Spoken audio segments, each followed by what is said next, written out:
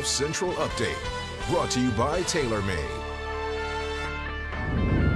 Hi everybody, I'm Cara Banks with today's news. We start with an update regarding the European Tour that could reportedly look radically different whenever they are able to resume their tournament schedule. According to a report from The Telegraph's James Corrigan, European Tour Chief Executive Keith Pelly recently sent a memo to Tour players warning that big changes could be on the horizon.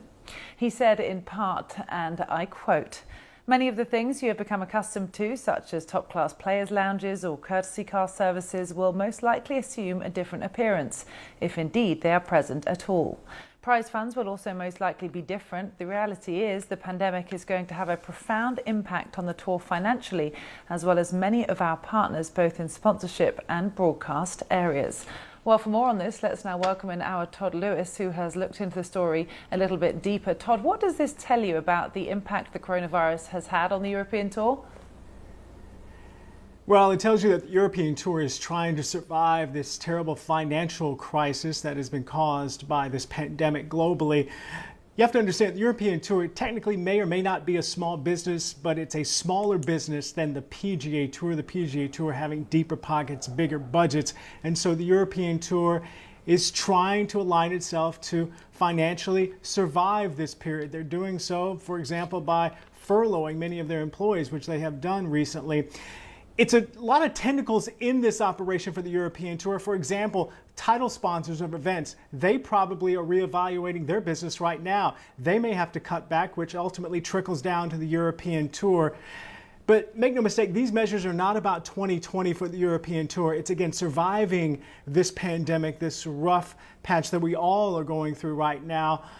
Both emotionally and financially, and then hoping to bounce back and thrive once again in the future. All the tours are doing this. This is not exclusive to the European Tour. You can bet the PGA Tour is trying to figure out a business model to get through this as well.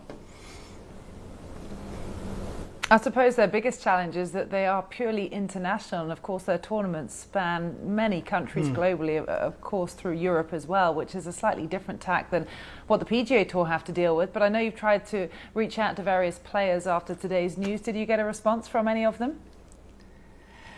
Well, I reached out to some prominent European Tour players, and they really didn't want to comment for a couple of reasons. Number one, they understand the actions that the European Tour are making right now in regards to maybe realigning themselves and maybe cutting back.